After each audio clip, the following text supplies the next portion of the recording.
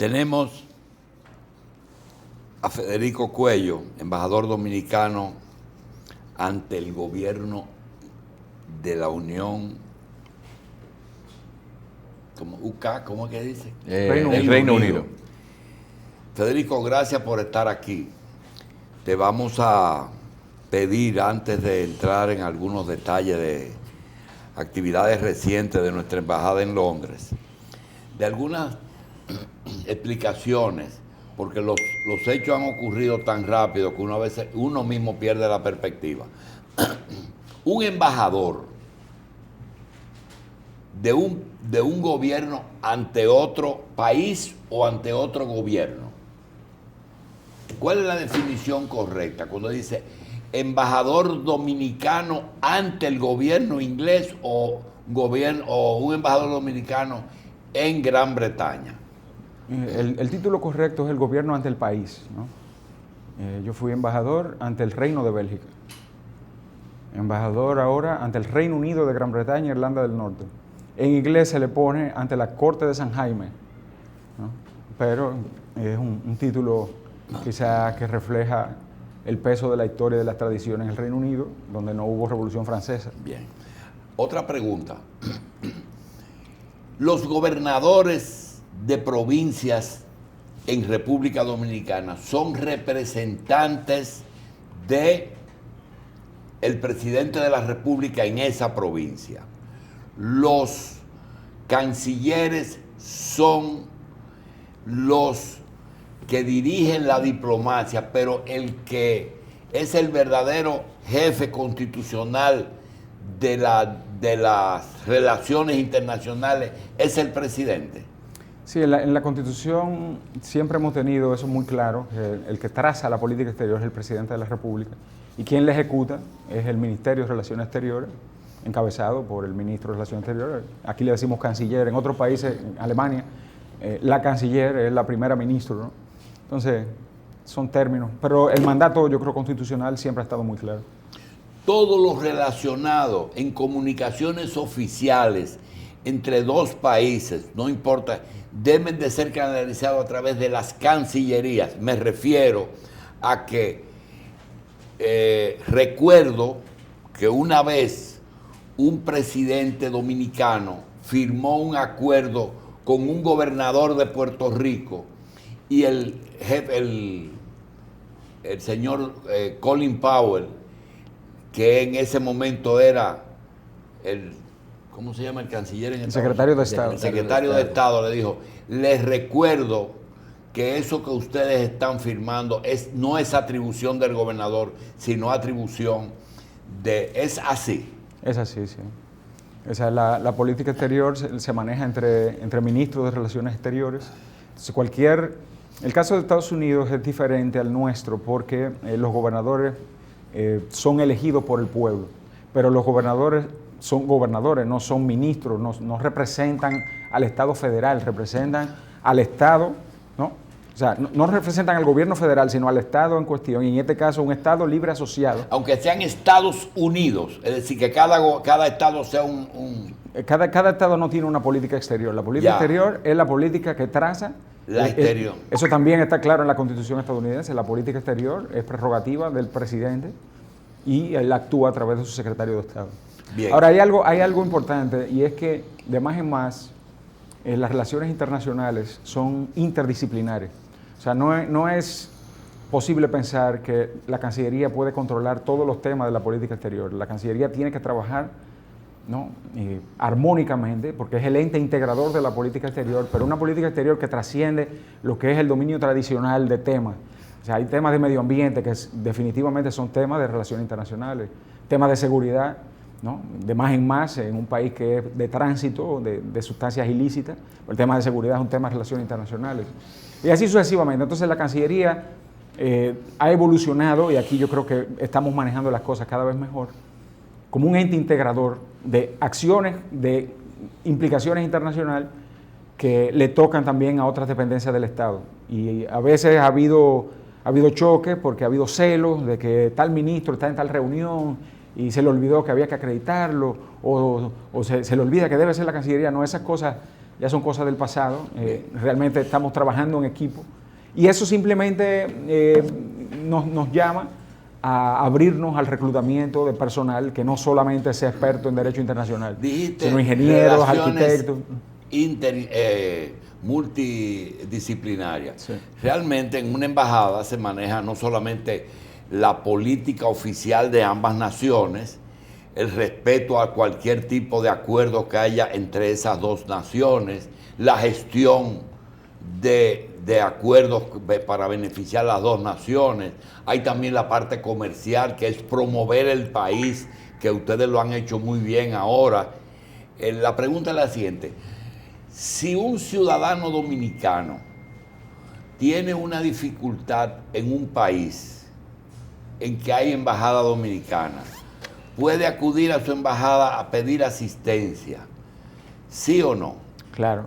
Bien, pero ¿puede un representante nuestro pedir a el gobierno ante el que representa, es decir, en el caso suyo, ir y pedir ayuda para un dominicano? Bien, ahora, pedirle al gobierno inglés que modifique su constitución para beneficiar a ese dominicano, ¿tendría sentido eso? Las relaciones internacionales se rigen por la Convención de Viena y hay un artículo que habla claramente del respeto a la autodeterminación de los pueblos y evitar, y eso es un derecho adquirido en la Carta de la ONU, pero la Convención de Viena, que es de la década del 60, pues desarrolla ese tema y dice claramente que los embajadores no pueden tomarse atribuciones que se interpreten como una injerencia en los asuntos internos del país. Entonces, venir a pretender una modificación constitucional, eso es algo que claramente excede su mandato y expone al embajador en cuestión a que lo declaren persona no grata. Claro, el derecho internacional... Pero si es un mandato, Federico. No, el derecho internacional es muy bonito porque consagra la igualdad jurídica de los estados, pero por experiencia propia le puedo decir que hay algunos estados que son más iguales que otros. Y que tienen la capacidad de convencer a las autoridades competentes de remover embajadores de esos que no son tan iguales como los otros, ¿no? Bueno, yo entendía. ¿Qué es lo que es injerencia? Bueno, salirse de las atribuciones de un embajador, estar opinando sobre temas que son competencia exclusiva del Estado anfitrión. Y si ese embajador lo que está es siguiendo un lineamiento de su gobierno, usted lo que tiene que declarar no grato es al gobierno, no al pobre embajador, que es lo que está haciendo. A lo mejor un embajador está haciendo una petición. Mira lo que pasó con Estados Unidos. El jefe de gabinete del presidente de los Estados Unidos dice que República Dominicana no puede cargar con Haití. Y su nueva embajadora dice que debe cargar con Haití. Entonces, tú no sabes a quién es que debe declarar no grato. Bueno, el canciller se manifestó claramente tan pronto vio esas declaraciones y las rechazó de plano. Ahora, eso tenemos que interpretarlo en el contexto de la situación que vive el mundo de migración descontrolada de países que se han convertido en estados fallidos, algunos por culpa de la comunidad internacional, intervenciones realmente desacertadas en situaciones que no les competía, ¿no? Que no eran de su competencia, invasiones a países que no había que invadir en nombre de la supuesta democracia que iba a llegar y de esas tropas invasoras que iban a ser supuestamente recibidas como liberadoras, y ahí vemos el tollo que se ha armado en el Medio Oriente. Aquí pues nosotros tenemos un estado vecino que no acaba de generar empleo, que no acaba de reactivar un crecimiento sostenido, que evite que su población siga saliendo. Y entonces todo esto agravado por un deterioro ambiental que hace insostenible la vida humana. El agua se va a acabar muy pronto en ese país, ya no hay vegetación para hacer carbón de leña. El carbón de leña es 70% de la energía. Entonces, esas son cuestiones que generan migración. Y son cuestiones que representan violaciones de los derechos humanos fundamentales consagrados en los tratados internacionales. Y como consecuencia de esas violaciones en el país de origen, nosotros entonces sufrimos las consecuencias transfronterizas.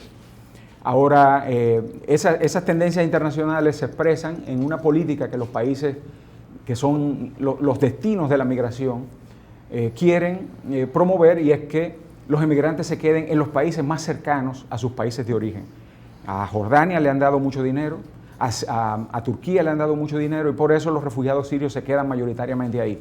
Pero como resultado de políticas de intervención en esos países que generan migración. Aquí no ha habido ninguna política de intervención en el país vecino, entonces no se puede pretender que le paguen a nadie para recibir refugiados porque no hay una situación de ausencia de paz, no hay una operación de mantenimiento de la paz. De hecho, la operación que tenía la ONU ya se suspendió y fue sustituida por otra operación concentrada en el fortalecimiento de la justicia y la seguridad en ese país. Entonces, pero eso no quita que haya esa política general de los países desarrollados de pretender que la migración se concentre en los países vecinos. Y aquí el único país vecino contigo somos nosotros. Bien. Pero no significa que esa política sea correcta. Entonces, este tema va a dar para largo porque nosotros tenemos que ejercer la misma firmeza que demostró el presidente Medina cuando habló en la reunión de La Habana, donde dijo que nadie le puede imponer a la República Dominicana ninguna obligación que esté más allá de su capacidad, y lo dijo claramente. Y procedió a ejecutar la sentencia de la manera humanitaria y comedida. Salió varios meses después, luego de una concertación política ampliamente respaldada, la ley de naturalización especial. Esa ley se ha ido aplicando. Entonces, República Dominicana ha sabido responder internamente, pero el hecho es que la situación en el país vecino todavía dista de ser color de rosa. Entonces, la migración no se va a detener y no se nos puede a nosotros cargar toda la responsabilidad de una situación que va a tomar décadas mejorar, si es que alguna vez mejor. Federico, para mí, te confieso que cuesta arriba. Yo pensar en mi amigo Federico Cuello, ponerse un traje de frac, presentar credenciales ante la reina Isabel II y salir de ahí, quitarse el frac e irse a vender aguacate dominicano a los mercados de Londres. Es así. Yo, pues en el Reino Unido, definitivamente eso hay que hacerlo, y sobre todo al principio de mi gestión.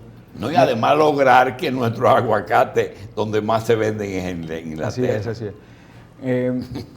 Al principio de mi gestión me dediqué a conocer lo que era el mercado británico. De hecho, la embajada representa al país en el llamado Consorcio de Productos Frescos, que es la asociación de importadores, mayoristas, minoristas, supermercados, etcétera, que trae más de 10.000 millones, que comercializa más de 10.000 millones de libras esterlinas en productos frescos al año, de los cuales más de 2/3 son importados. 10.000 millones de libras esterlinas. O sea, es el mercado total. Y de ese total, más o menos 2/3 es importado. Y de esas importaciones, República Dominicana apenas representa 0.2%. O sea, que tenemos un potencial de crecimiento inmenso. Todo lo que nosotros queramos exportar. Pero todo lo que ellos importan, nosotros lo podemos vender.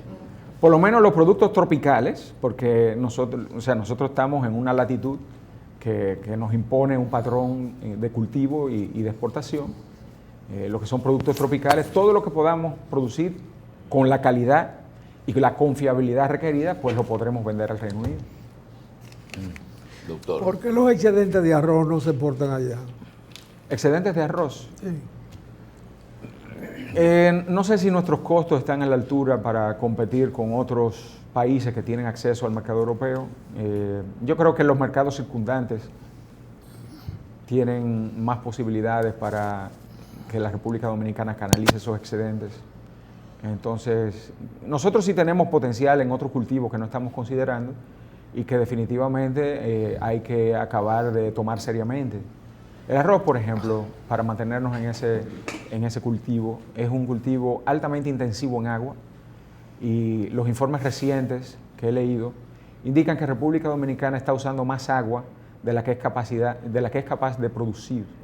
Eso significa que nos estamos tomando las existencias. Entonces, si consumimos más de lo que estamos generando, eso significa que el inventario de agua está disminuyendo. Y a largo plazo eso plantea una situación de crisis. Hay un libro que a mí me encanta citar, el libro Colapso, de Jared Diamond, el científico estadounidense, que se dedica a estudiar por qué hay sociedades que triunfan y otras sociedades que decaen y colapsan. En el capítulo 11 se lo dedica a República Dominicana y Haití, el capítulo 10 a Ruanda, el capítulo 4 a la civilización maya. O sea, es una revista del pasado, el presente y el futuro, de países que florecen y países que colapsan. En el caso de los mayas desaparecieron fundamentalmente porque se acabó el agua en esa zona geográfica que vio florecer a una civilización con todas las de la ley, que dejó aporte al conocimiento universal, que dejó una arquitectura impresionante y se siguen descubriendo. Acaba de haber un estudio patrocinado por el gobierno de Guatemala que salió publicado en el New York Times, trazando todo lo que es la civilización maya a través de análisis de rayo láser, y se han descubierto todas las carreteras, todos los pasos a desnivel, todos los acueductos que ellos construyeron y todas las otras ciudades que no se conocían, que están ahí ocultas por la maleza y la selva que creció después que colapsó esa civilización. Y colapsó fundamentalmente porque dejó de llover y se tuvieron que agotar las existencias, y cuando se acabó el agua, pues tuvieron que emigrar a otro sitio y se acabó la civilización maya. Entonces a nosotros perfectamente nos puede pasar en este país si no nos ponemos a tono y preservamos y manejamos de manera sostenible el recurso agua. En el caso del arroz, sustituyéndolo, por ejemplo, por cultivos que no requieran agua para nada. Por ejemplo, el quinoa es uno de ese tipo de cultivos que se da a todas las latitudes, a nivel del mar, hasta 4.000 metros de altura. Tiene todos los aminoácidos esenciales, de forma tal que un plato de quinoa alimenta de verdad. Un plato de arroz lo único que le da es carbohidratos al ser humano.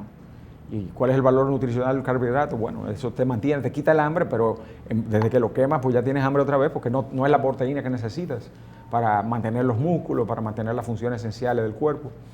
Entonces, de más en más, la FAO y los organismos internacionales promueven el consumo de quinoa como una respuesta al hambre y a la malnutrición. Sin embargo, nosotros aquí tenemos ese cultivo imprescindible de la dieta del dominicano, que tiene un gran impacto social, cosecheros de reforma agraria, cooperativas muy exitosas, pero que consume 49% del agua en el sector agropecuario. Entonces, si de verdad vamos a preservar el agua, nosotros tenemos que comenzar a tomar decisiones serias que reduzcan el consumo de agua a nivel rural, a nivel urbano, que nos lleven a un consumo sostenible, que nos permita preservar el agua y no agotar las existencias en una situación que claramente ya ha sido identificada, donde estamos consumiendo más de lo que somos capaces de producir. Embajador, le decía que hay un trabajo en el periódico Hoy que habla de que las exportaciones a Europa de la República Dominicana descendieron un 14% en el año pasado. Quiero saber si esa baja en las exportaciones afectó el mercado del Reino Unido. Sí, recuérdense que el año pasado tuvimos suerte porque las catástrofes naturales nos pasaron de refilón. No fue el impacto directo que sufrió Puerto Rico de 2 catástrofes naturales seguidas. Ahora, a pesar de que nos dio de refilón, la realidad es que el sector agropecuario sufrió duramente y se perdieron cosechas de cultivos que son muy sensibles al cambio climático y a catástrofes como estos huracanes terribles que pasaron por el Caribe. Y eso pues se siente en las exportaciones. El banano, por ejemplo, el banano dominicano representa más o menos 70% de las exportaciones al Reino Unido. Banano convencional, banano de comercio justo, banano orgánico, altamente apreciado. Hemos logrado niveles de calidad tal que llegan preempacados del origen directo al supermercado. O sea, no hay que hacer la inspección después que llegan, ¿no? Como otra fuente que yo he visto, ¿no? Entonces, esto realmente debe llenarnos de orgullo y tenemos que resaltar el trabajo que están haciendo empresas como Banamiel, por ejemplo, que son altamente respetadas y reconocidas allá. El hecho es que si nos da un huracán y se caen las plantaciones de banano, pues cae el banano y el banano representa 70%, pues definitivamente caen las exportaciones. Pero ya se ha recuperado. A mí me encanta hacer la compra del supermercado para ver cómo anda la cosa. Así como andaba en los mercados mayoristas, pues los supermercados son altamente representativos también de lo que es la presencia dominicana y les puedo dar fe que realmente la presencia del banano ha regresado y está ahí compitiendo de buena lid con el banano de otros países. Sabes que usted menciona lo que significa la inmigración para los países y el impacto que esto tiene. Entonces, Reino Unido, ¿cómo se las ingenian ante una ola migratoria y la posibilidad de poner en peligro los empleos de los británicos allá? El Reino Unido es un país de pleno empleo. En el Reino Unido el desempleo está en sus niveles más bajos de décadas, está alrededor del 3%. Sin inmigrantes, la economía británica se paralizaría. Recientemente tuve mi 5º bebé en diciembre estamos felices.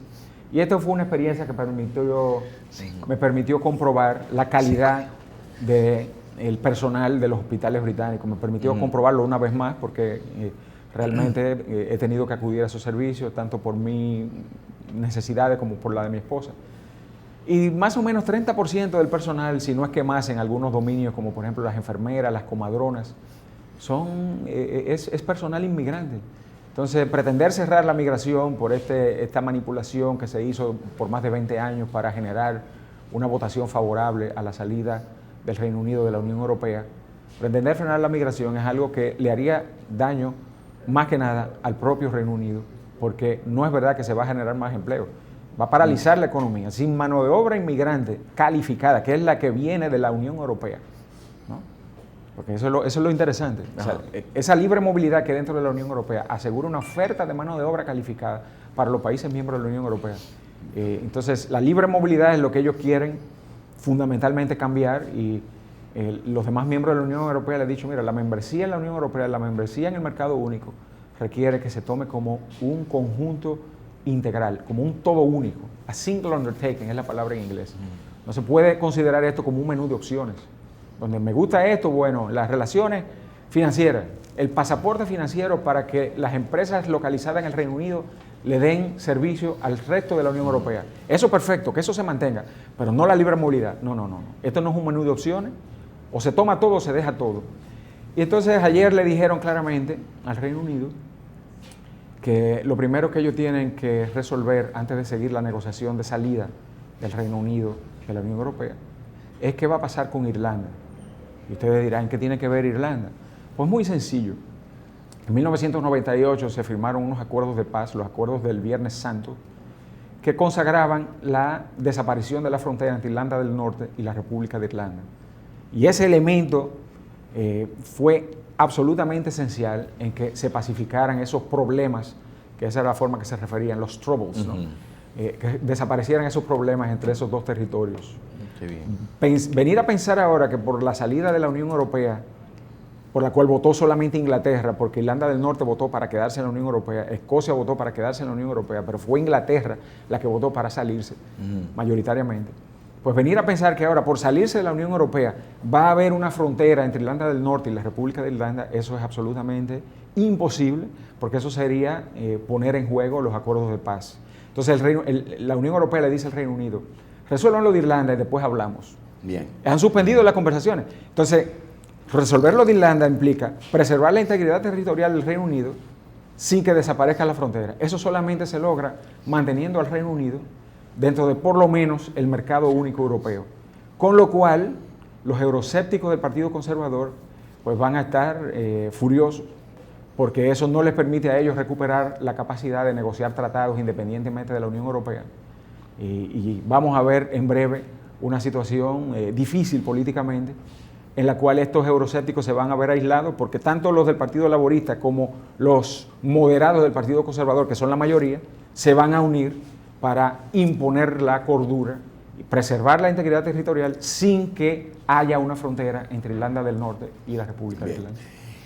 Señores, el embajador Cuello nos acaba de dar una noticia y es que tenemos un poquito más de tiempo para conversar con él y vamos a aprovechar que los viernes viene el ingeniero Albuquerque y para sacarle más provecho a este programa vamos después de la pausa a integrar al ingeniero Ramón Albuquerque al conversatorio entre casi un científico, ¿verdad?